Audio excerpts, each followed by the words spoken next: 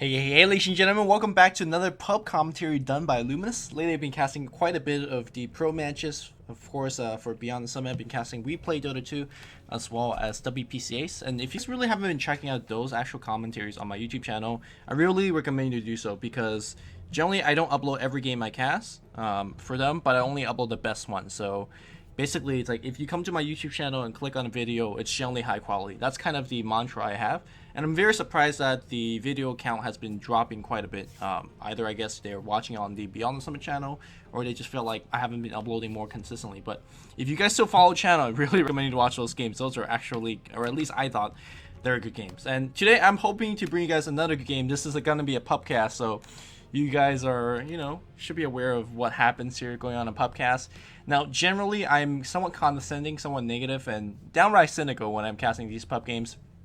I have to kind of preface everything when I say, when I'm, being sarcastic, and it's mostly sarcasm, it's just for a good humor. I'm not trying to really, be mean or poke fun of players. Well, I am trying to poke fun of players, but for the most part, it should come through as somewhat educational, and I think that's going to be my central focus today, be somewhat educational. Obviously, we know that these are not exactly the same caliber of players as we see in professional gaming, but they should be fairly decent. I believe this game is actually high MMR, or very, very high MMR, which doesn't mean much of anything because, hey, I play in a very, very high MMR.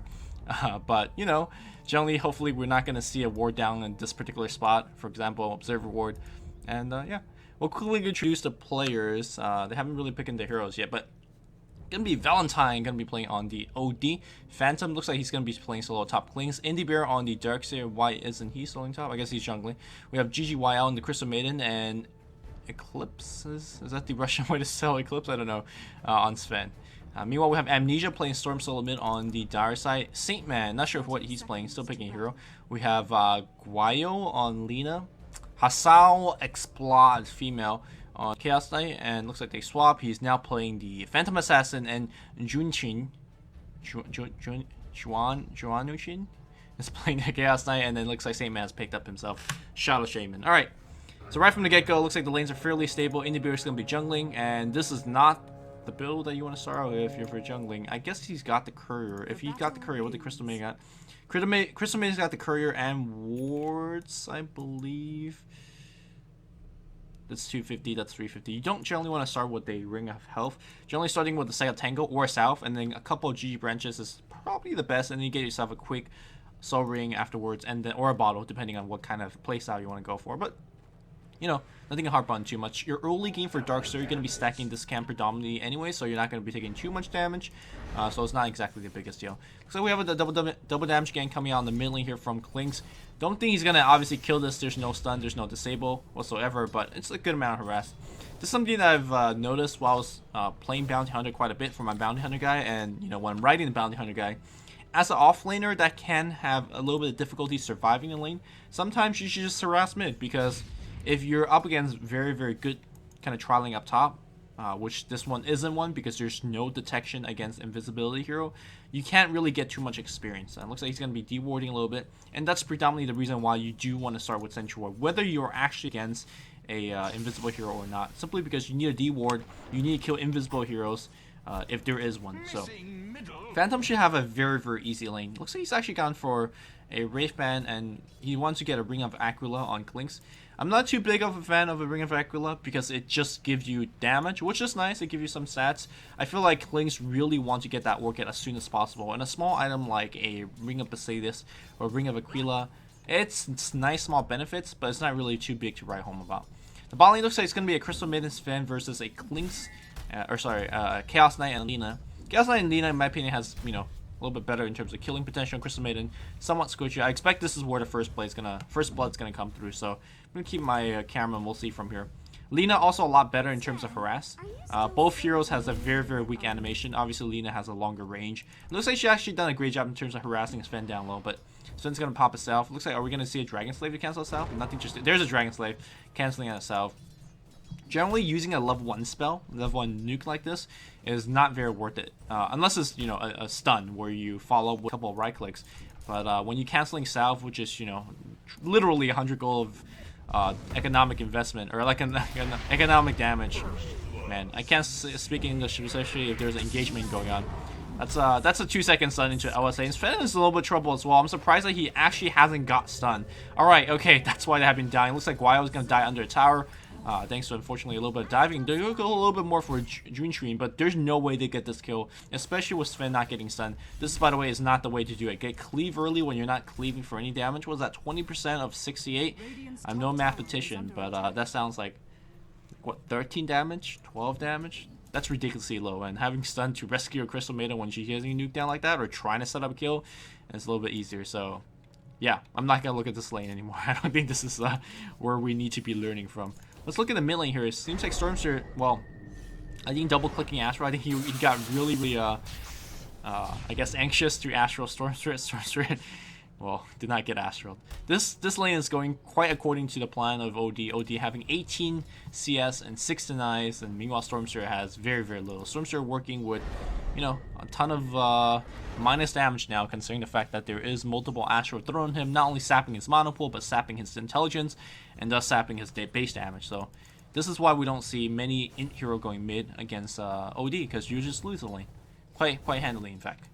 Back on the top lane here, it looks like Clean's got level 4, arguably against no detection. This guy has a Smoke of Deceit, and my question to him is, what is that Smoke of Deceit for? It's for a gank to the mid lane, but he hasn't used it yet, so...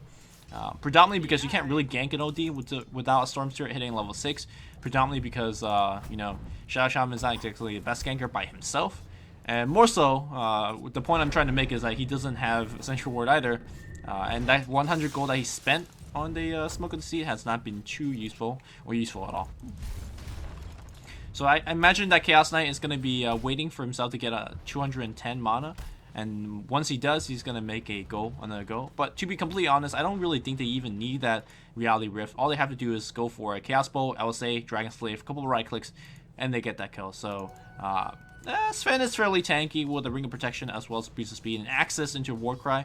But looks like we're going to see a gank coming in. It's going to be OD with the Haste Rune. And here we go. We do have a 1 level stun. It's going to go on Guayo. Go right click's going to go on. And here comes the Iron Shell. And with that alone, they get the kill. You can see the difference between even just a single level of stun for a stun duration of 2 seconds versus no stun at all. Good, thanks to the rotation of OD. OD is doing an excellent job, not only shutting down mid, but also assisting in the gank on the bot lane. Stormster, though, as a result, is going to get a little bit of experience, and hitting himself to level 6 is always a good thing. Meanwhile, we're going to see OD opting for a quick mech, as well as going for a bottle first.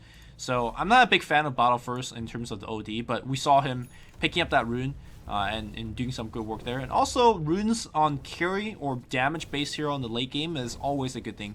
For example, if you're 40 minutes a game and you're like playing a, I don't know, anti-mage, for example, and you have a bottle for whatever reason, and you see a double damage rune in the jungle or in the river, you pick it up, you wait it for you use it for that big team fight instead of using it immediately to, I don't know, neutral or farm, then you do a lot more damage. So in this case here, Valentine getting for a bottle in the mid lane, which, you know, sort of work, because you do need to regen some mana when you're between Astrals if you're not proccing Essence Aura, and you get a double damage rune in the late game or a haste rune in the late game, that can be a big deal. So this is something that you're a noob and I have somewhat discussed upon. You're a noob if you don't really know who he is. He's a person I used to make a guide with.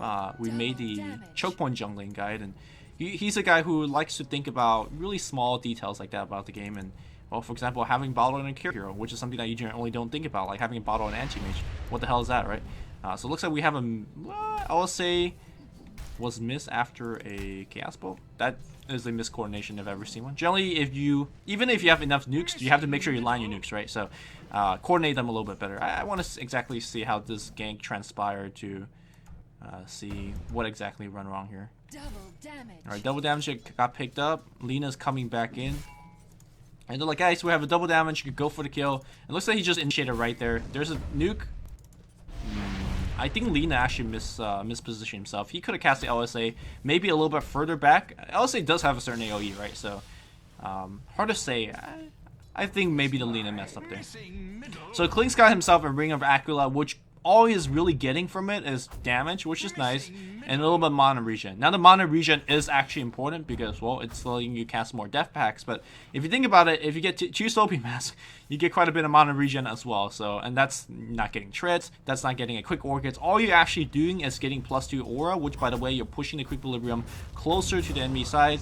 And more importantly, Oh, tower focusing. I don't think you could pop out that one, Phantom. Yeah, you actually just died to the Shadow Shaman. Yeah, all you're doing is actually pushing the lane, which is not exactly, you know, too productive in terms of helping you survive. And more importantly, you're not getting your treads, which is going to be your big killing item. You need treads, you need orchids, you need to find people and kill. Right now, bring up Bacula doesn't do anything. So Guayo's dropping a couple of nukes here to harass a little bit.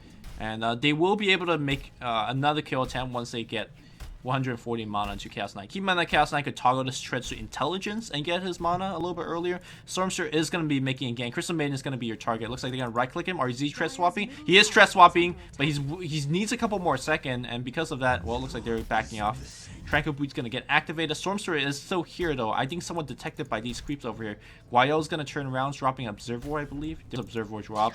Oh, here comes a zip. Here comes a pull. We're going to see an LSA. Gotta chain stun that perfectly. Toggle. It's using Reality Rift here. Where's the stun? Where's the stun? Looks like he just used a Reality Rift. They get the kill regardless, and Guayo gotta get back here. Guayo's gonna go for it. He does have another Dragon Slave. He sees the Crystal Maiden. He has no backup here. Iron Shell's gonna come in here, and I think he's playing way too aggressive. Still have Salve, still have Tango. The right click's gonna come through. They are gonna pick up Darkseer, so never mind what I best said about Guayo. Guayo taking it aggressively and still getting the kill. Looks like Crystal Maiden's trying to Nova here for the kill, but Guayo's already salving up and is able to, well, survive the tower, survive enough. They even popped the Smoke of the Sea to get away. The Discreet Wave, that is the worst smoke if I ever seen one, because the enemy team saw you smoke and you're just running away from creeps. Nice LSA to stunning the Sven.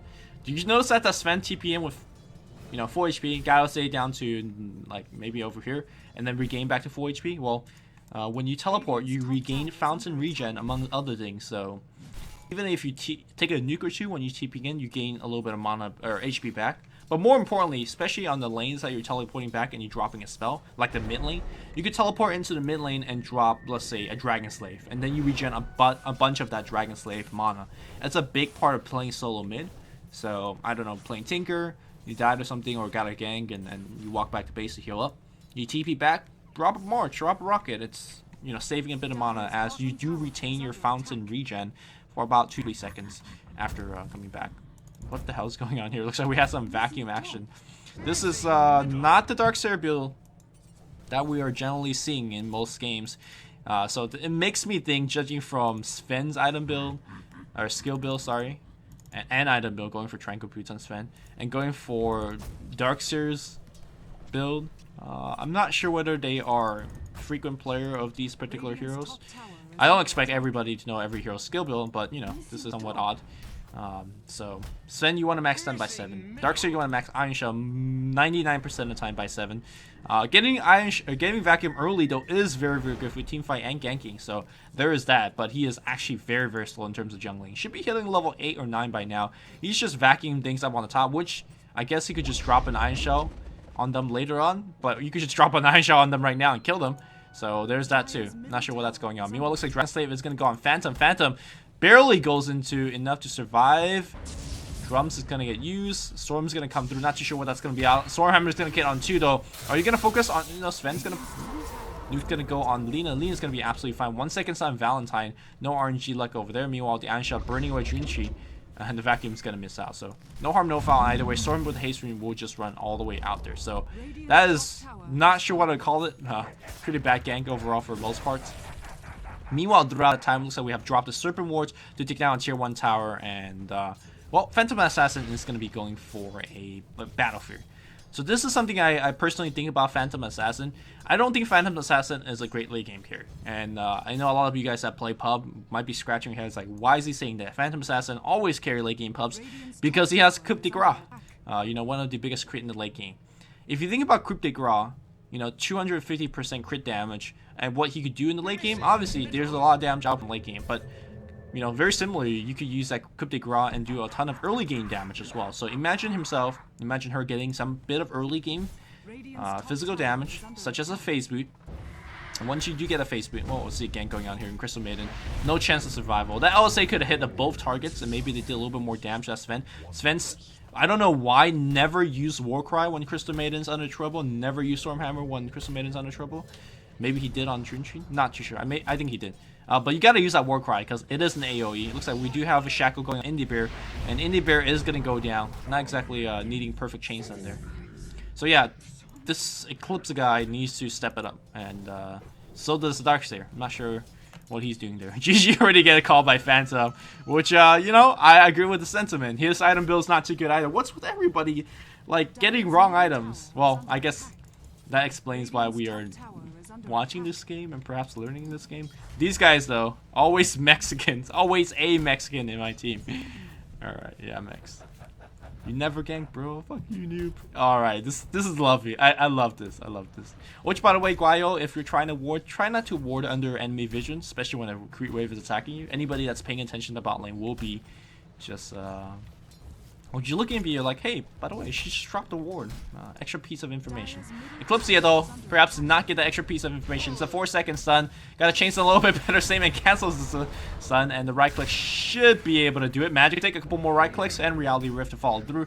Yeah, they get that kill. And right now the score is 2-8, with the Radiant team blaming Mexican, blaming Russians. Nobody ganks, nobody farming, everybody QQing, nobody's getting the right items, nobody's getting the right farm. Alright. We heard all of these stories before.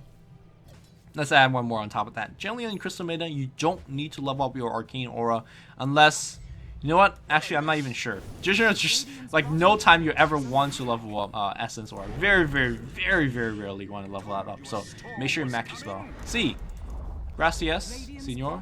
Yes, yes, yes, yes, yes.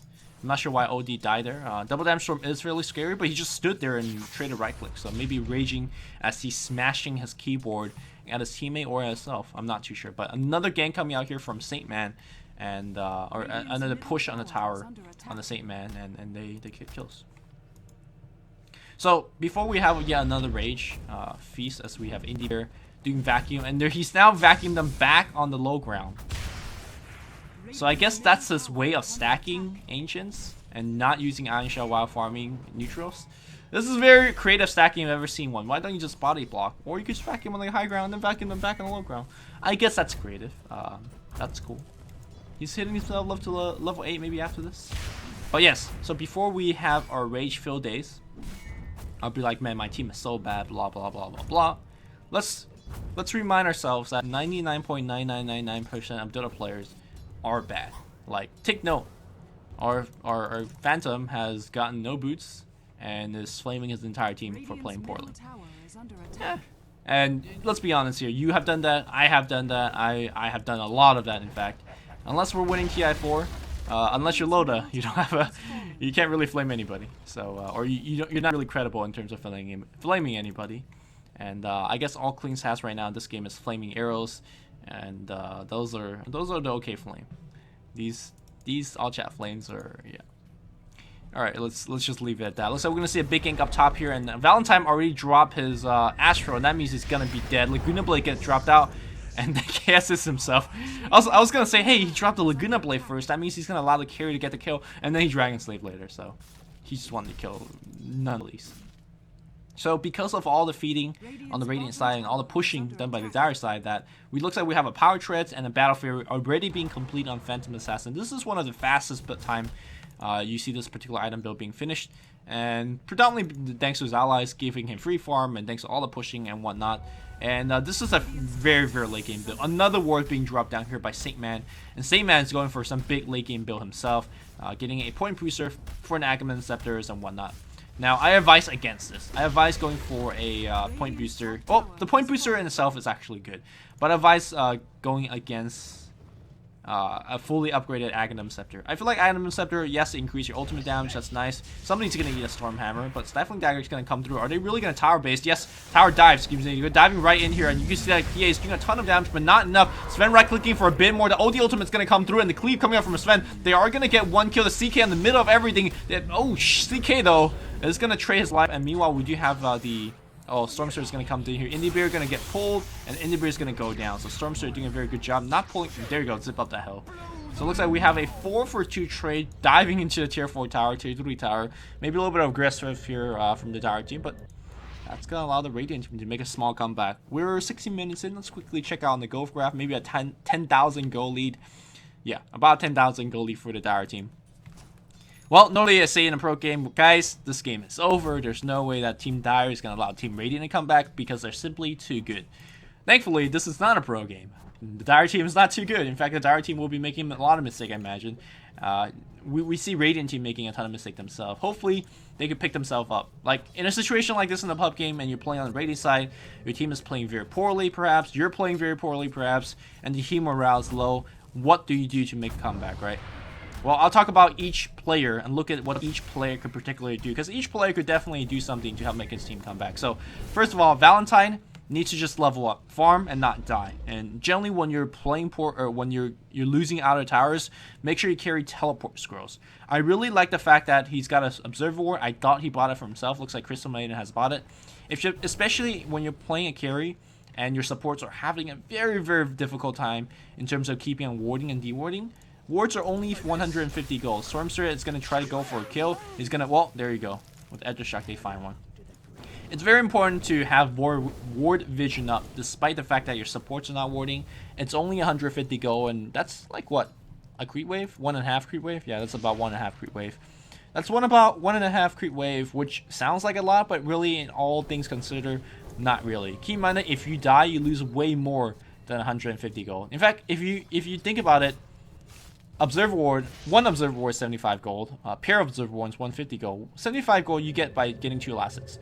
So if you want to do that math by yourself, 2 creeps equal not dying to a gank. And that works out to be very favorable return for your odds.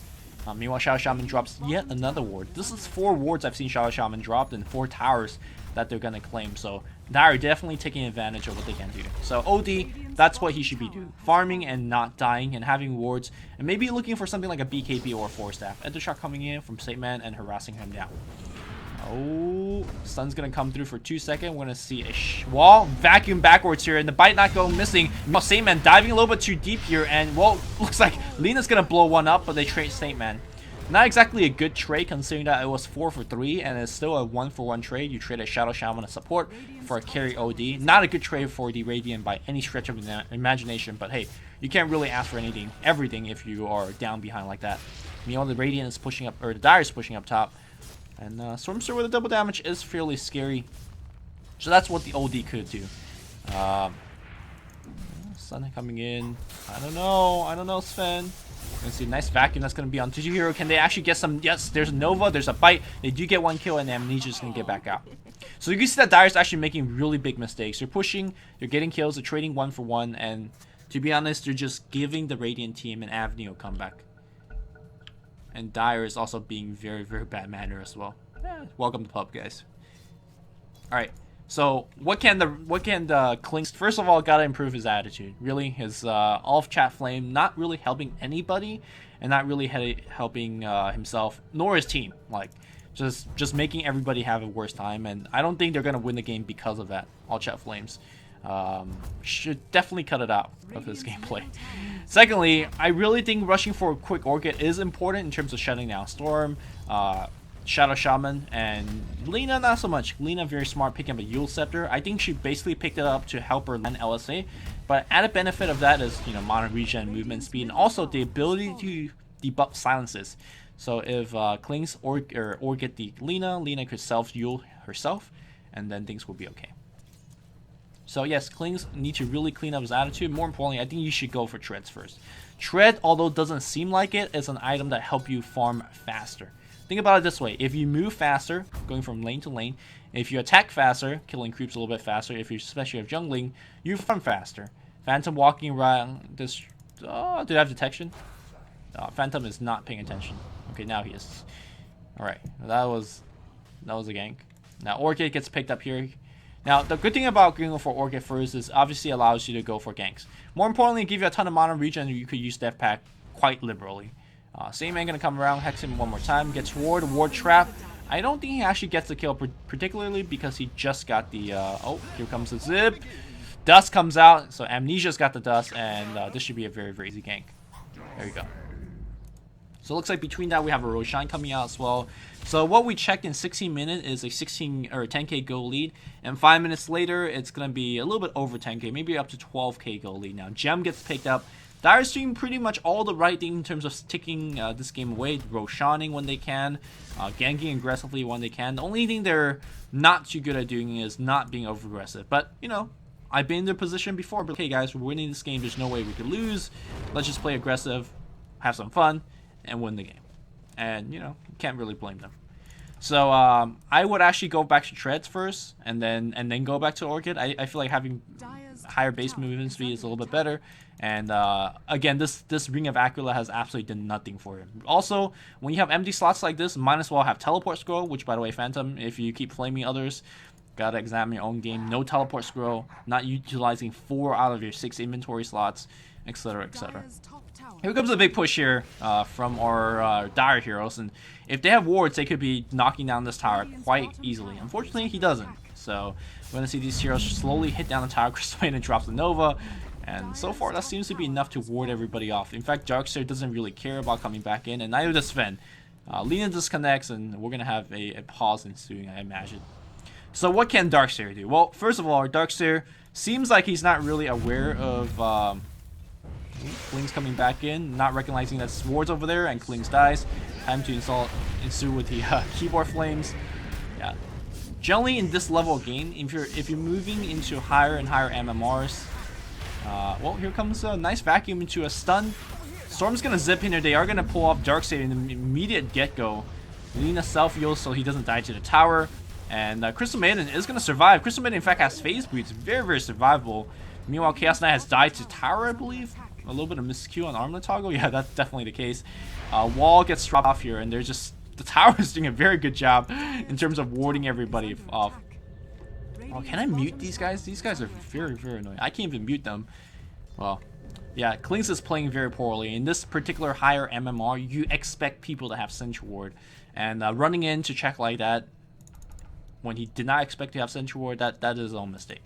So what can Darkseer do in terms of making the game a little bit better and trying to make that comeback? Obviously, when you're down in this situation, a little bit more constructive is trying to win the game than talk trash to your players. So what can he do to make a comeback? Well, first of all, it seems like he's struggling to learn what exactly his hero is, you know, the most optimal skill build / item build. I don't mind, you know, trying new builds on certain heroes. Like, it's always good to kind of, what's the term? It's always good to always try new builds out and see if it's completely viable. But I really don't think that's what Darkseer is doing. Perhaps Darkseer haven't really played this hero that much in Beer and haven't seen this hero being played on the pro games. So it definitely helps by watching commentaries to increase your general knowledge of the hero pool. But what if you're playing something random like a Bristleback? What do? Well, this is one thing that you can do. I can't click on it right now, but if you're actually in the game, there's a button up here, this book button that you can click on, and what that does is it pulls out a list of all the guides that somebody have wrote on Darkseer. Now, I'm in no situation I'm saying, hey, these guys are actually good. You gotta Orchid him first. There you go. And in fact, that's gonna be a solid build. So good job here, Phantom, making that his first gang, the successful gang. So if you click on this book like here, you could have like a lot of guides coming up. Now, not a lot of people have good guides. In fact, I want to say 80% of those guides up there are wrong. So maybe he's following one of those guys that told him to get Vlads and things of that nature. So I, in the future, will be doing guides myself. You know, I'm not sure whether I'll be releasing it in conjunction with my video guys. I think one day I'm going to just sit down and write a guide for every single hero. And then you guys could go there and be like, oh, let's check out Lumi's guy on Darkseer. And at the very least, you get the correct skill build. At the very least, you get the correct item build. And then you guys say, you know, well, there you go. Now, one thing to keep in mind that if you're following somebody's guide, you got to make sure that... Oh, here comes a gang on the Darkseer. The LSA, is he going to hit? The Yule Scepter's going to come through. The LSA will hit. Oh, it misses here. And Bear, is he going to run back up? Yes, he's going to run back up to his hill where Sven is waiting. Ooh, Bear, very, very tanky. Seems like at the very least. He's going to survive throughout all of that. There was a mech activation for the OD, so that's why. OD could also Astro maybe enemy or the Darkseer to make him survive even longer. Looks like the Aegis is running out fairly soon on PA. PA just want to make sure that he play very, very aggressively. They are also pushing without Shadow Shaman. Shadow Shaman also dropped the ward, maybe trying to kill somebody. I'm not sure exactly what's going on there. Indie Bear does hit a stun, but they're not pushing without 5, and it looks like it's going to be in trouble. They lose Darkseer immediately. Sven popping his BKB's going to work here. It's almost kill 1. He's going to go on Amnesia. Amnesia is going to go down as well. Guayo's trying to right click here, but we're going to have a force 3-second, 2-second stun. PA looks like he's back alive, and they are going to just murder PA. PA, oh, he's gonna blink right back to Lina. Lina's gonna die. The gem's gonna get dropped, and oh, PA's gonna go down as well. They're gonna have one more stun in about 8 seconds, but I don't think it even takes that long. There's an orchid from Klinks, and suddenly it's a 4-man team wipe. In fact, it's a 5-man team wipe if you consider the Aegis live. And the gold drought, well, it's even right now, but I imagine it's gonna go back up. So they're pushing without 5, excuse me, and they're gonna pay. So first of all, understanding your skill build and item build is very important, but that is just kind of the tip of the iceberg. Sometimes, let's say if you have Zeus, but you're forced to play offlane Zeus for whatever reason, because you know your enemy, your team already have like solo mids, and you guys don't have offlane, and you pick Zeus, and you pick offlane Zeus, and you're like, oh man, this build doesn't work. Well, maybe because you're offlane, or if you're playing Crystal Maiden, but your Crystal Maiden is jungling, for example. There's a jungling Crystal Maiden build, I can tell you that, but it doesn't work if you're not in lane, for example, if you're going for the standard support build. Storm, gotta zip out of there. Alright, he's fine. So just make sure that whatever guide you're using is actually tailored to whatever game you're playing. So if you're playing something a little bit more obscure, like Windrunner, for example. Windrunner is a hero, well, I'll talk about it later. Storm initiating on Indie Bear. There's a defensive 4-staff. Vacuum into a stun. What a combo come hero. Indie Bear, well, he's not playing that well, but through sheer luck of coordination, they do get one big team fight off. And they're going to get themselves a little bit more. Saint Man trying to survive. And yet another team fight that Dire pushes without 4v5. And looks like Radiant is on a comeback. Indie Bear gets himself a triple kill. I don't know what's going on next, but I gotta tell you, I like where this starts. Staff of Wizard builds into every single item that he wants. Either a Yule Scepter, which is not standard, but hey, it's always good for movement speed. A way to save yourself. 4 Staff is excellent item. X Scepter, if he wants that, is excellent item as well. Report Klings, because why the hell not? He's got the gem. This is absolutely huge. If you could silence and go for the kill. Unfortunately, he does not have Death Pack activated, and he's not doing nearly enough damage to actually go for that kill. PA also apparently has a Assault Curia, so the armor on this guy is 24, and there's no way in hell that Klings get the kill, especially through the 40% invasion that Blur gives you. So, alright, Darkseer. Yeah, so if you're using guide, make sure that those guides tailor to what you're doing. Windrunner, for example, is generally played as a long lane, but sometimes can be played as a support. Other times can be played as a solo mid. So if you're using a Windrunner guide and it's telling you to get Windrun at first level 1, maybe that's for a long lane guide, and maybe that's not really for solo mid or support. So just make sure that you keep in mind that you are, yeah, doing what the guide is actually useful for what your hero is trying to do. Okay, so that's I guess a hint for Darkseer. Crystal Maiden. Crystal Maiden's actually been farming quite a bit, and as a support, that's really on a losing game. Shouldn't, to be honest, be farming too much. But at the same time, she's also farmed her way up to some decent amount of wards, a decent amount of utility and survival items, and more importantly, a face boot allows you to survive against this kind of chasing based lineup. I have no complaints about Crystal Maiden's item build or playstyle. I have a slight complaint about his skill build. We talked about it earlier. You don't generally need to level up Arcane Aura. Sure, it allows maybe Sven to spam a Stormbolt a lot or a little bit more, but really I think getting 2 stat points is a little more useful. Earlier, BTS Gods and I sat down and kind of asked ourselves in a very pondering mood. We asked ourselves, is there any occasion where leveling up the second aura of Crystal Maiden is correct? We thought about it for a second and we said, no, there's actually no occasion where you level up aura is correct. So, you know, in a non-joking fashion, I'm sure out there in some alternate universe that there is an universe where you want to level up that second aura, but I really don't think this particular game is that universe, and getting that 2 points of stats, you know, may be a little bit more helpful. Last but not least, let's talk about Sven. Sven's item choice is absolutely fine here, but looks like we'll talk about that later because the push is going to be coming in. The wards get dropped on high ground here, and Indie Bear drops a vacuum before he dies. No wall to follow through. They need Sven's Stormhammer. Crystal Maiden just melts in 2 hit. OD does actually pick off 1. The Storm Zip not going to find him, and Valentine should be okay. Well, they do lose 1 Rex, but you can't really ask for too much, and Dire trades a CK for Rex. CK really should not have been dying considering the fact that he has Armlet, did not toggle it, had 4 charges on the Magic Wand that he did not use. So I guess that's a CK mistake. But going back to Sven, I like the BKB, I like the crits, those are the correct items. Should actually just disassemble the Tranquil Boots and go for treads. Tranquil Boots is okay in lane if you're sustaining a lot of harass, or maybe if you're neutraling and you wanted some regen in between, but you just need to get the attack speed, especially if you're going for this kind of YOLO build, where you just want to get as many attacks in and as many crits as possible. It's going to be happening, initiating. No Sentry being pushed out here by the Dire side. Dire is right-clicking away, going to go on Guayo. Where's the self-yield? Yield could have actually blocked the last hit, or he could have used Phantom. So a mistake here coming out from Lina. Same man's being chased. Stormster is zipping away. Meanwhile, we have PA being chased. Well, PA does not have the blocking bar. I can tell you that's a mistake as well. The right-click is going to be coming in. It looks like Husa Explode is going to just get bursted down. Same man looks like he's juked, and he's going to be fine. Alright, I'm not sure how a Clinks allow a particular guy to run away like this. So, Dire is, I mean, all you can ask for if you're in a losing situation like Radiant side is you pray for the enemy team to make a mistake. And the lower the MMR is, the more mistake they'll make. Looks like Phantom pops it out. Could have turned around the Hex. I'm not sure why he didn't. Junchun was stunned, or silent, so he can actually bolt. So I guess Saint Man was just not paying attention. So yeah, if you're losing a game like this, the lower the MMR, the more mistake your enemy will make, and the higher chance of comeback is. So never give up. Never actually give up. Even in professional level gaming, people throw, people make mistakes. And some of the mistakes that the Dire team has been making so far is not pushing with 5. In fact, have they ever pushed it with 5? I'm not too sure. Not pushing out with detection, especially with the fact that they are so rich. Except already finished on Shadow Shaman. And this is, you know, something to gripe upon. Is we have a little bit of initiation, nice defensive force stab, and they'll get the hell out of there.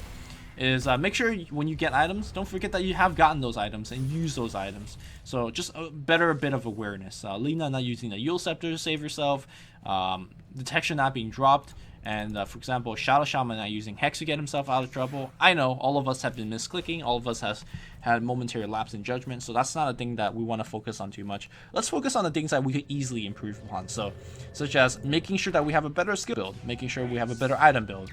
And I talk about the reason why I don't think Aghanim Scepter is a good item build. Also against Clings or heroes like PA, if you're support, getting a Gold Scepter is actually not a bad chance, or not a bad item. So obviously, Crystal Maiden could in theory be getting a Gold Scepter, and if you watch a Crystal Maiden guide, the guy will say, hey guys, if you're up against a lot of physical carries, you should get a Gold Scepter. But what it also does not mention is, hey guys, there's a Lina on the map. Maybe you don't want to get a Gold Scepter against her. She will blow the hell out of you, out of the waters. So, always judge from game to game. Looks like we're going to see a little bit of initiation. Double force after forward. Vacuum. Wall. The stun. Where's the sun? No sun coming out. There's a sun finally coming out. But the looks. Oh my god. Sven is just right. He does not have any attack speed. Those sword hits came out so damn slow. Gems on the ground. Phantasm's going to get used. BKB gets popped here. Where's the sun? There's no sun to follow through. Looks like there is a nuke on Indie Bear. Indie Bear gets nuked up, but Junchi's actually dropping low and quick. And well, the Radiant's winning a lot of these team fights.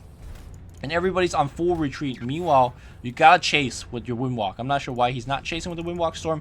Zipping left, zipping right, drops the Sage's Mask. He's actually gonna go right into a Clinks, and Clinks will actually kill him dead with the silence on top. So 4 heroes dead on a Roshan pit, and guess what? They're Roshaning without any detection.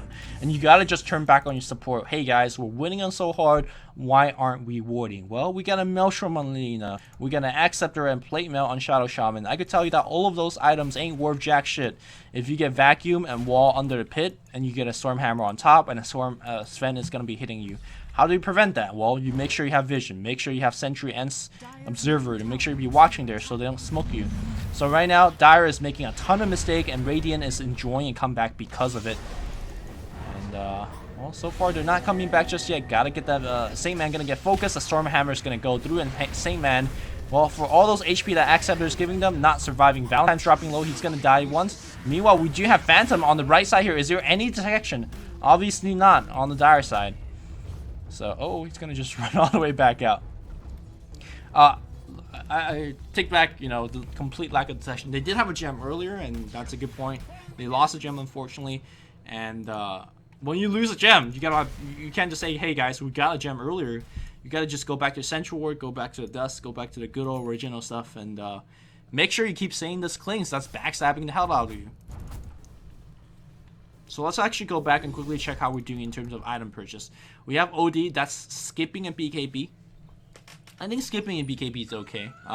Against a Stormster that could jump in here and pull you, against a better team, they will just focus you down and kill you, since not only do you have a ton of damage, you also have a ton of utility for your team. But in a game like this, in probably low skill game, it doesn't really matter. Yule Scepter, LSA. Looks like Crystal Maiden's gonna get blown up. Alright. That's unfortunate. If you can't farm in front of your axes, you really can't farm anywhere. And Crystal Maiden got the kind of the bad end of that one. They're gonna be focusing on the brass. Glyph comes out, vacuum. The stun looks like it's a little bit off the mark, but they're gonna just right-click away. Sven still right-clicking. Look at how low the PA has been dropping. PA blinks back and dies to the cleave. There's a buyback on this Chaos Knight. OD drops an ultimate, and now Storm's out of the mana. Storm has a bottle. He's gonna just suicide using the Bloodstone. That's fine. But, well, that's yet another push that failed. You really just have to go back to the item choice of this Phantom Assassin. Battle Fury into Assault Cuirass? Yeah, if he had a BKB, this game could have just been over. The extra armor is nice, but the extra armor doesn't really help you, or it doesn't help you that much when Sven is cleaving you for like 1 billion. And Sven really needs to get more attack speed. Holy crap. I could count, you know, 1 Mississippi, 2 Mississippi between each of his cleaves, which I think is actually incorrect. How many attacks he's actually doing? He's actually doing 1 attack per second. That's way too slow. So this is where you say, I get Treads, I get Mask of Madness, and we go to work. And they could be winning this game a lot harder. But considering the fact that he did not get his son to level 4, I don't want to ask for too much. Alright, double gem in stash. Looks like somebody just picked up a gem just recently. Saint Man. And Saint Man just dies. I'm not sure why he was there, but he has about 60 seconds, 50 seconds to think about why he was there. Yeah, the Dire is just making a ton of mistakes. And last time I checked, it was a 12k goal lead. Let's go back and check it. It's 6k. It's 4k goal lead. And Radiant is enjoying a good old-fashioned comeback. Mostly due to the enemy team making a mistake. But hey, you know, when you're on the brink of defeat and there's Mexican calls, there's random all-chat flames. Do they have detection? There is not. Stormster needs to carry detection. Every detection that you get is 1 kill for a hero like Stormster. When you can initiate with Orchid and pull, and the only thing that's prevent you from making that initiation is a single dust. 90 gold. That 90 gold could have gotten you at least 300-400 gold by getting a hero kill. So, again, also math for you guys. It's okay to buy wards if you're the carry. If you don't die because you have those wards, you save gold.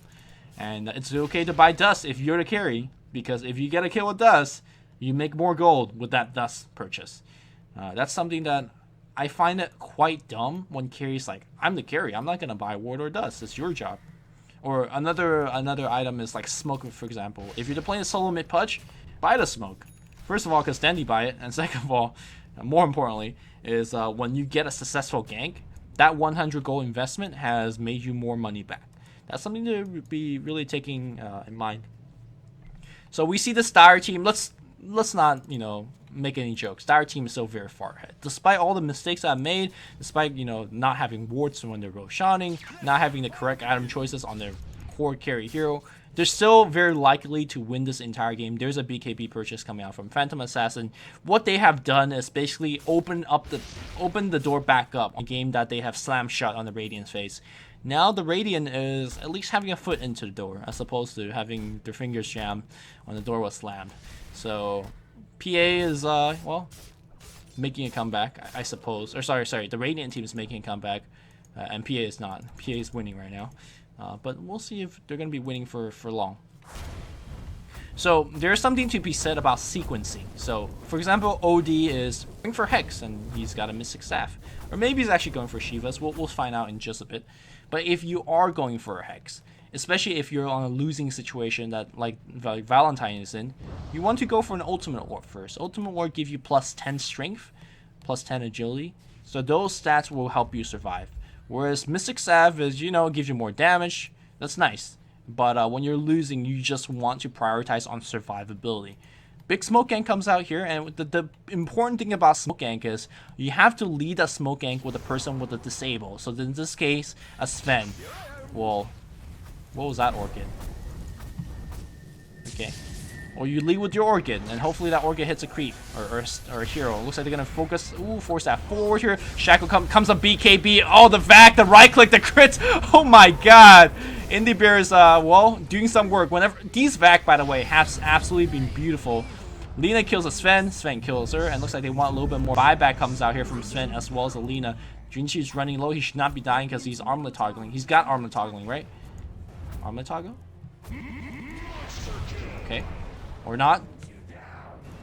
Yeah, the Radiant team is going to make the comeback. 5 heroes still alive, and Well, the Dire only's got 2, so here we go. We're gonna see a push down the mid lane.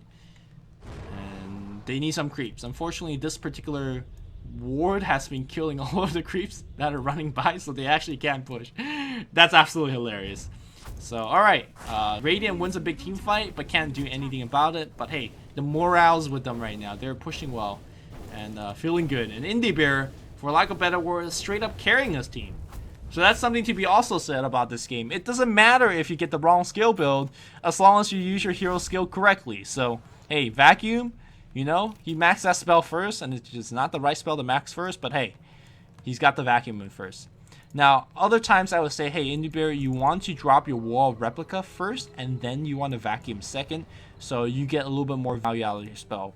But in this particular game, it's not the wall that's doing the true damage. It's not the wall that's making the big chaos. It's the Storm Hammer. It's the Sven. So you make damn sure that you drop your Vacuum first.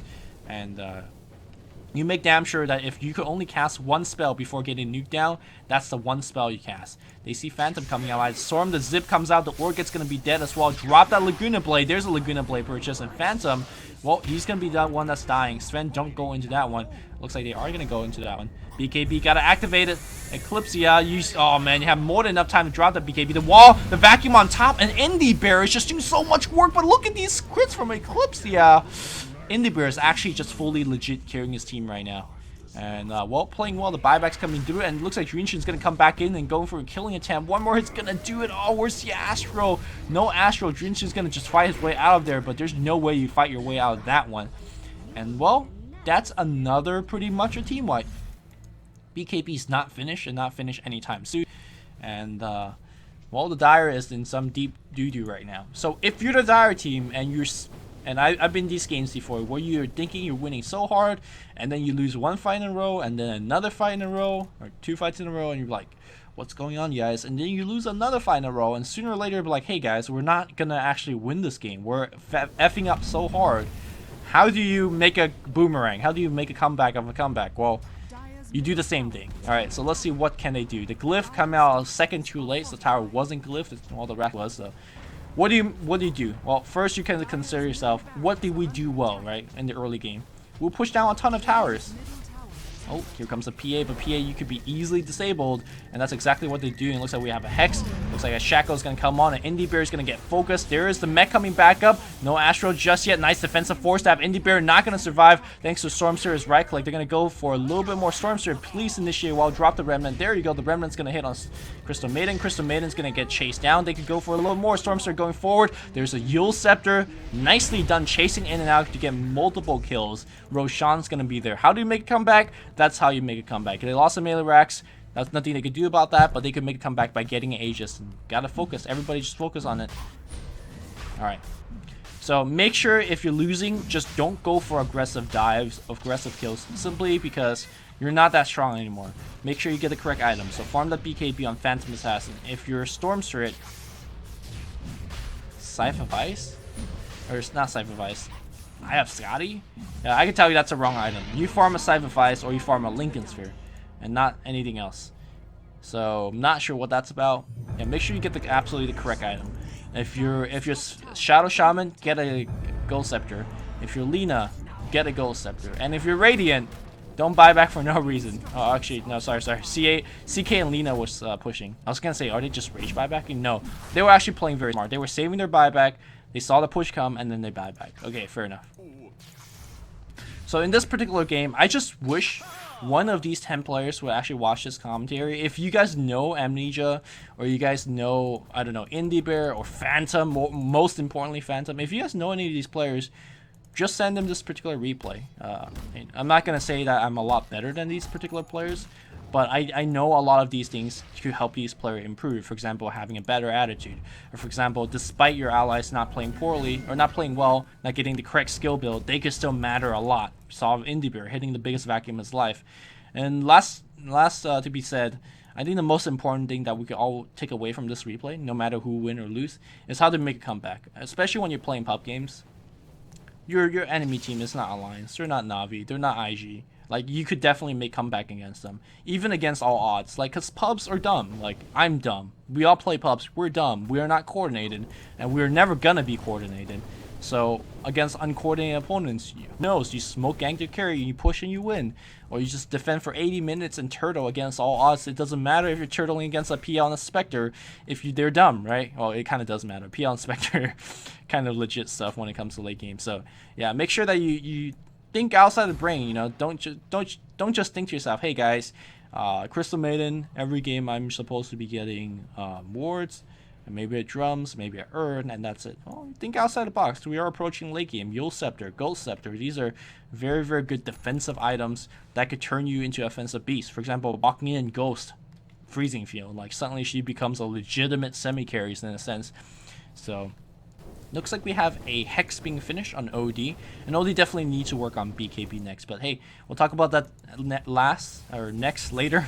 As we have Guayo and his entire team is going to be pushing in, hopefully for the GG push. And well, I gotta tell you that they gotta start with Saintman dropping wards up on the high ground, especially take advantage of the Axe Scepter. But everybody's actually afraid to charge up that hill because, and rightfully so, if Darkseer, you know, vacs you all 5 together and you get a Storm Hammer and a wall, you're dead. So the Radiant team is smoked up, trying to get something happen. LSA, you know, making that smoke somewhat obvious. Phantom, I hope he doesn't make the same mistake that he did before, walking in thinking there's no Sentry Ward. Seems like that's the case. He's staying in the base. Alright, good job, Phantom. Butterfly's gonna come out here. Ooh, I like the idea of this, you know, just getting yourself a little bit more vision. But unfortunately, they'll soon find out that there is gonna be a initiation's gonna come through. No, just a zip, maybe forcing out an Astro. I don't know what he was trying to force out, but just zipped in. Wards get dropped on high ground. This is probably the worst war you could drop. When your wards are dropped like this, will have no backup. It's very, very weak. Activate your BKB, Sven. Why you no jam that BKB button? Vacuum. The stun is gonna come through, and the crit is gonna be right there. Eclipse. Oh my god! But PA is doing a ton of work with that BKB. But you see that as soon as the BKB runs out, she's dead, and she's gonna get focused down by everybody. Yeah.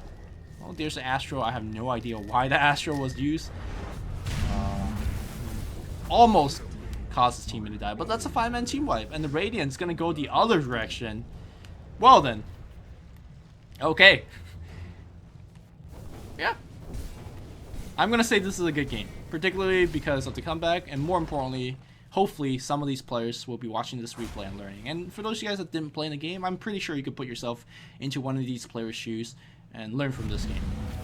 I've learned from this game is, or maybe not learn, but my idea of a farm Crystal Maiden has been reinforced. I believe a farm CM is a legit thing, especially in late game situations. Especially when you're using Freezing Field, a Storm Hammer, as well as Sanity's Eclipse and a Vacuum and a wall. You know, sometimes you get some kills.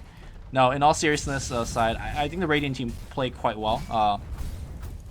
Especially in a late game situation. They just bunkered down and took team fights. And the Dire team never figured that out, it seems like. The Radiant team have much better team fight.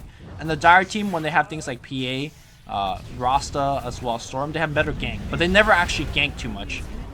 Looks like they're going to just blow pretty much everybody up. Oh, Valentine's actually going to... Phantom unaccounted for, but looks like he's going to try to right-click. They do get one kill. Crystal Maiden, you got to back him up. Why Crystal Maiden? No help.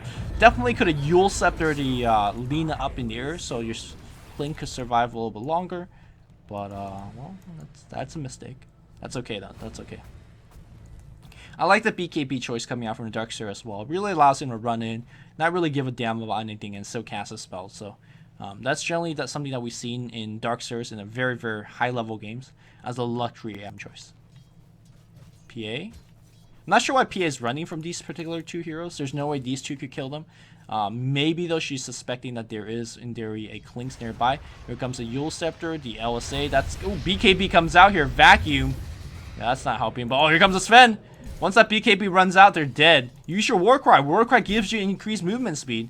I guess Eclipse, not really sure what that spell is doing. But the Yule's in backup. This time it's going to come from the CM. Oh, no. That's the second time that Blink Strike has actually got 2 stuns. And, well, both these guys going to die. The silence goes on Phantom Assassin, so no more future Blink Strikes. And they do get him down as well. Double kill goes on. I think this is going to be throne time. Yeah.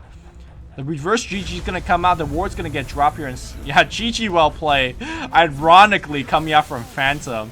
Because, you know, yeah. wall's gonna get dropped down here. And Nanji jumping left, jumping right. They do actually kill this Fen here. And the offensive GG might be called a little bit too soon. Or maybe not. Phantom's gonna be surviving. No, never mind, he's not. Valentine's gonna get dropped down. He's trying to right-click away. The low all chat comes out here. And Valentine's right-clicking for all his worth. And, well, it's worth a lot because he just gets an amazing team wipe. Reality Rift got a self-astro. No self-astro. Triple kill comes on. And, well, they defend, I guess. They gotta go the other way. And maybe the offensive GG's coming out a little bit too soon because Phantom's now sitting back in the base. Let's see if anybody's got buyback. I would notice I just also kept a lasted tap in the entire game. Who cares? Do we really need to see net worth? We don't really care about net worth. Alright, Klings is leading net worth. I think it's more important to talk about all the things I've talked about than focus on last hits and whatnot. So we have a heart recipe. This is something I could learn. Something that I could tell you about pro Dota. Or just Dota in general. I could tell you that spending 1,000 gold-ish on a recipe is useless. Because it's just a piece of paper that does nothing in inventory. Whereas if you want to spend 1,000 gold on your vitality booster, hey! That thing gives you HP. So never, ever buys the recipe first for no reason. Unless you're walking into a lane with like a soul ring recipe. Even that, I kind of advise against it. Because you're still spending 125 gold. That does practically nothing. I recognize you can upgrade your soul ring a lot quicker and all that stuff. But yeah. BKB gets activated, the Yule Scepter is going to come through, and looks like they got to run. Saint Man. Ooh, LSA is going to hit. The board's going to get dropped. So it's going to jump in. They're doing a very good job focusing. Eclipse, yeah, but we got to burst him down. The BKB is going to come through. Looks like one person is dead. And the right click, oh, the ultimate came way too late. And PA is doing work. PA is going to come back, and Darkstar buys back, but they really need some damage. Why has his team deserted him? I have no clue why. And Phantom coming back and getting one kill, and he'll back off. Buyback's going to come out here from the Phantom Assassin as well. A little bit of miscoordination here and there, but it shows you that Dire has what it takes to win a couple of team fights. They were able to juggle that storm, or juggle that spin back and forth like a ping pong ball, and we was able to kill him fairly easily. So if they could keep doing a couple of that, a couple more times, it'll be pretty nice. All right, so let's go back to that item check. So one important thing about item checks is sometimes it's not the items that you're getting, it's the items that you're not getting. Or more importantly, another way to put it is buyback gold. Sometimes getting a late game Booty Travel is the best item that you could get, or sometimes getting a late game Booty Travel is the worst item you could get. So I'll let you guys decide on whether that is the good item or bad item. Yeah, think about it for a minute. Is it good here? Is it bad here? I don't think there's a right and wrong answer to that particular question. Obviously, the good side of having a Booty Travel late game is, for example, if you win a team fight here and you see a Creepilibrium over here, you say, hey guys, I'll TP, we're going to Rax and Throne a lot quicker. And generally, that's a reason why Booty Travel is king in late game. You make sure that when the game gets a little bit chaotic, where backdoor opportunity becomes better, especially on a hero like Shadow Shaman who can backdoor. Like it makes a game, it gives you more option in the late game, which is always good. Now, the bad thing about Booty Travel in the late game is it's basically an item, essentially it just frees you up in an inventory slot, which it sounds like an excellent thing in late game, right? Because it frees you up in an inventory slot and allows you to get other items. Well, it doesn't matter if it frees up in an inventory slot if you're not having other stuff to fill that inventory slot. Case in point, Shadow Shaman. So that's one thing about that. And also in late game situation, if you're in a base turtle situation, like if you're defending your base for 160 minutes, what are you gonna do? Booty Travel from bot lane to top lane? So sometimes that item just doesn't do anything. So there's kind of pros and cons. And generally, you know, I want to say 80% of the time, it's more pros than cons. Phantom walking in, didn't he learn that mistake like 16 minutes ago when he just defended base, or 30 minutes ago, excuse me, when he defended base and got blown the hell up? Oh, BKB gets activated, but a little bit maybe too soon. He's going to be focusing in. Evans Halbert goes on Phantom. Phantom getting coup de grace. He's dropping low, but here comes the Sven. The Stormhammer, the Vacuum's going to come right back in. And the right clicks, it's going to come through. One Cleave's going to get one more kill right now. Stormshot uses Cheese, going to be okay as well. Eclipse is dropping low. They want to kill Eclipse. Somebody's, for the love of God, focus on him. He's armor toggling. He's going to be fine. Amnesia dropping low. He's going to be okay. And it looks like Lina doing all the right clicks. And why is this item screen all throughout that team fight? My apologies. They're going to sit back in. They win this team fight. Barely. Crystal Maiden, Yule Scepter yourself, Ghost Scepter, no, all of those on cooldown, and Crystal Maiden is going to go down as well. That's a 4-man team wipe. Dire wins the team fight, and I don't think they even have wards up here to see a Roach coming in. So they made a huge mistake earlier about not having Roshan wards up. They got burned by it. But never mind. They don't care about learning about the lessons because they just want a team fight. Hex is up on Lina. Maelstrom's up on Lina. I gotta say, man, Lina's probably doing the second highest amount of damage. I might even say more than the PA, because PA jumps in and just dies. Whereas Lina's not even getting focused, so she's like inputting or outputting all of the damage, most of the damage from her team. So Lina, I'm looking to you to carry, and hopefully you're gonna be okay. You know, that's what Fiery Soul do for you. 85% bonus attack speed. That's assault harass and then some. And obviously he's got treads, he's got Maelstrom. Those are definitely attack speed item increase as well. But unfortunately, they have 4 people that were alive after winning a Roshan fight, but it was Lina and only Lina that was pushing. Maybe these guys just responded? No, Chaos Knight was definitely alive. He went back to defend up top. Lina's gonna come back in. Alright, drops LSA, drops Dragon Slate to get himself a little bit more attack speed. Stormster is doing the distraction. There's no glyph available. Saint Man, right click, the suicide for the Raxus. They are gonna get the Rax. By the way, you don't get Breach of Travel when you could get Ghost Scepter against Klings. Looks like, oh, Ward's gonna get dropped as well. He wants a tier 4 tower. The tier 4 tower is gonna get defended. That's a little bit overzealous. No, it's gonna get the tier 4 tower. Alright, not too bad. And meanwhile, Lina survived as well. I say survive. Gotta use that Yule Scepter. Gotta hex. But it's gonna die to the Orchid. Lina buys back as well. That buyback was suspect. Didn't have to buy back. So I really think that if all people, or at least 3 or 4 of the survivors, get down to the mid lane and either went for the throne or maybe went for the mid racks and then backed out, they could have done a lot more. So we're seeing still a ton of miscoordination come out here from the Dire team. Backdoor coming out from Klings. I'm not going to lose any respect for Klings for backdooring, because I think backdooring is okay. Backdooring is in the game for a reason, right? So, oh, can we get a hex going on? There's a Yule Scepter. If you could hex, you could just batter you, because this is what happens, right?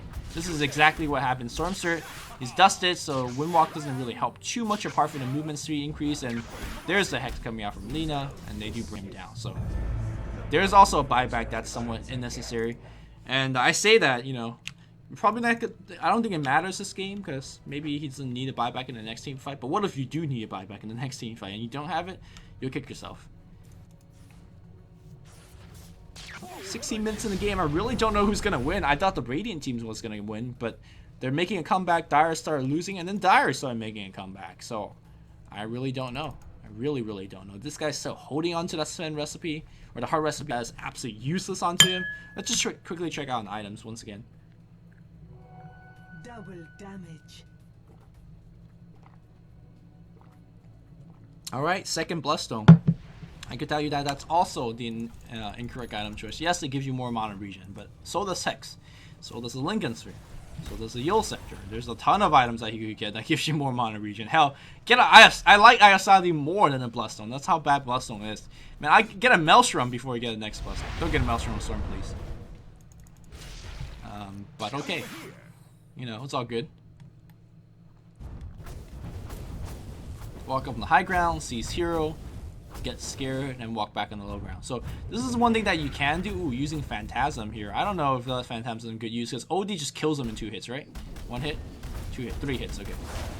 Look at the focus. The Glyph's gonna come out here. Amnesia's gonna be fine. He gets Hexed though. He's not looking too good. The ult's gonna come through, and the focus fire is gonna come right on Indiebeer. Indiebeer can't even drop his spells. He gets bursted down. Sven right now, he's out eating Coup de Grace. No, he doesn't get a kill on anybody either. OD on the backline, right kicking away, but it's Guayo. No, Phantom gets an ultra kill, and looks like he's gonna get a rampage, because, well, Phantom, yeah, there you go. What a player, guys. Flames his team, gets a rampage, and he thinks he's the best player in this game. Alright, looking good. That was an ultra kill. Didn't even need buyback, see? See what I said, guys? Yeah. You could get an ultra kill in the game and still be a bad player, guys. I'm just throwing that one out there. Not to say that Phantom is a bad player, but I'm saying that he's not a TI3 winner, and thus he's a bad player. In fact, everybody that's not a TI3 winner is a bad player. Yes, I just flamed Dendi for being a bad player. Guys, I'm just exaggerating. That's generally the way I like to think about Dota. Unless you win TI, there's room for improvement. And if you ask S4, who won TI, Whether there's room for improvement, he'll say, yeah, there's room for improvement. So everybody is a bad player. Let's just agree on that one, okay? Oops, why is my mouse going crazy?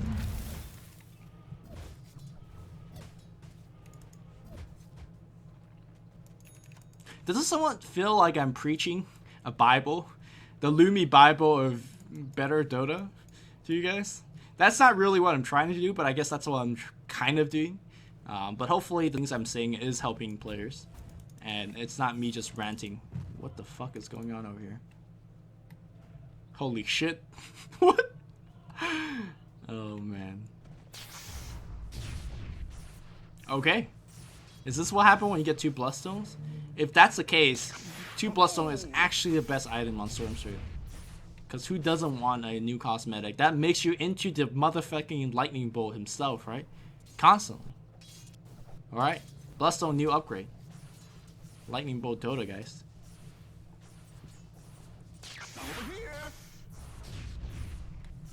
Yeah, I have no idea who's going to win this game. It really comes down to coordination and saving for buybacks. And when you're trying to save for buybacks, buying void stone like these, or buying item that, like, I know she's going for hex, but buying for hex that you have not completed versus saving up to like maybe 8,000 gold and then buying it is a big difference. And also, she's not buying ultimate orb, she's buying the components that doesn't help her survive, things of that nature. So, okay.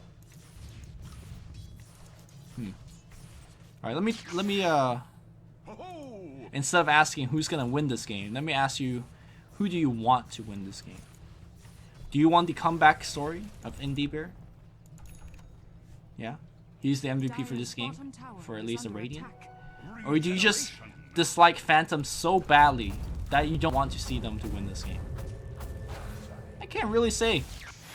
I can't really say. I can't really know who's gonna win this game. This is looking pretty good. 66 to 51 in 63 minutes, a ton of kills. And yeah, let's reassess the situation, right? OD definitely doing a ton of damage, not getting focused on all of these fights, which is a big factor.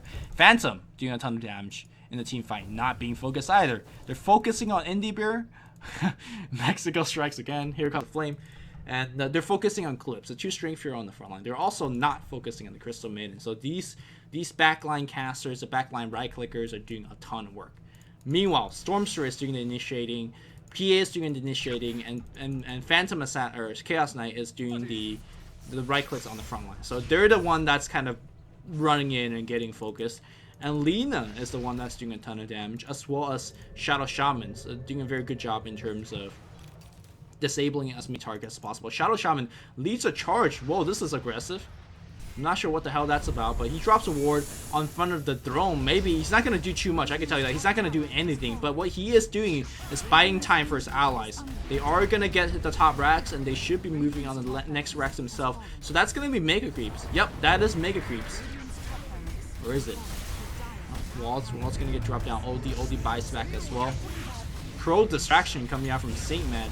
According to him, the ultimate's going to drop off, and Sven's right-clicking away right now, and all of the melee heroes are dropping low. Eclipse coming in as well, and here comes a cleave. Sven just killed 4 people.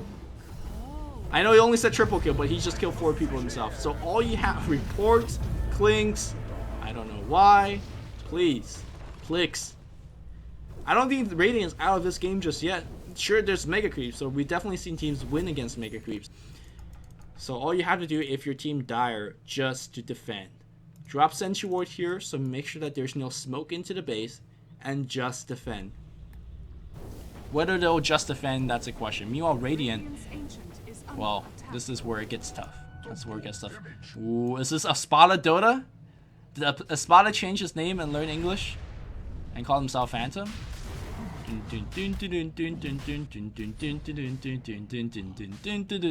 We are electric. Espada Dota. If this works, I'm gonna just face bomb. Alright, Glyph came out so fast that it's not even funny. Why is somebody just sitting in base? Saint Man is not even here in this game anymore. I don't know why he's got this amazing yellow glow. BKBTP. Alright, okay. Alright, he forced out Glyph. That's all he did, because backdoor regen is still in place. Okay. Meanwhile, Roshan happened. Cheese went on the Lightning Storm himself. We have Aegis went on, I imagine, the Chaos Knight. Yeah, Chaos Knight has the Aegis. And then Lina, to be completely honest, I think Lina should have the Aegis. Lina, well, maybe not, maybe not. If CK survives longer thanks to the Aegis, that means Lina survives longer, judging from how these team fights are going. Phantom Assassin with the Aegis is probably not a bad idea either. Alright, so the game kind of slows down, reset. The Radiant is not really done just yet. I think Dire, all they have to do is go for a smoke gank. As ironic as it sounds, yes, you can go for smoke and their base, pick one off, and then just team fight. Maybe team fight long enough in such a case that the Mega Creeps finish a job for you.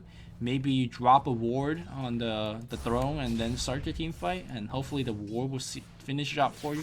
Something, anything.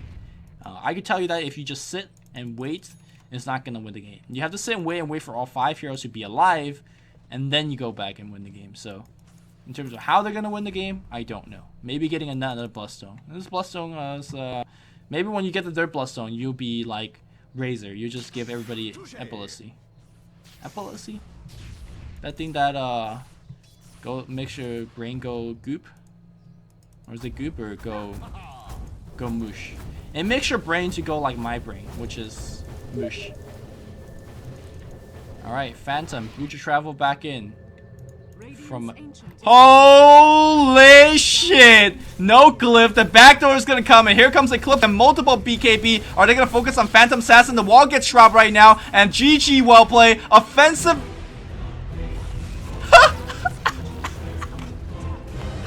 Oh my god! Oh my god!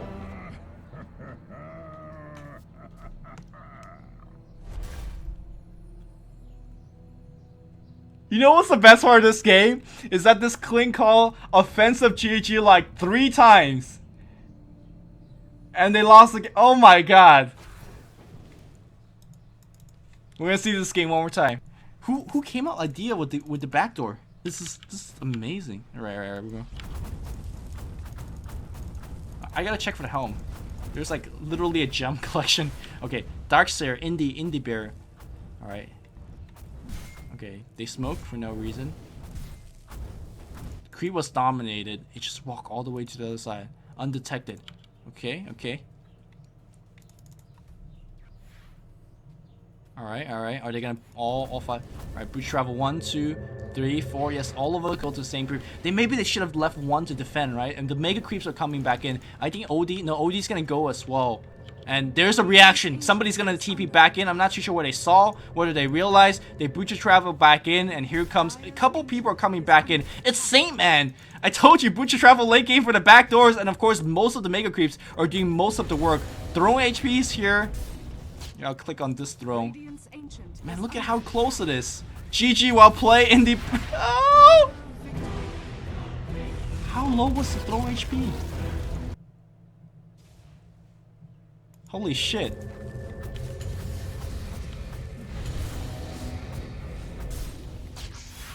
Okay. Holy shit. 21 HP throne.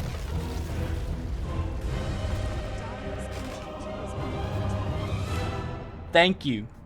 Thank you for sending me this replay. Hope you guys enjoyed this cast. Until next time, this is Luminous.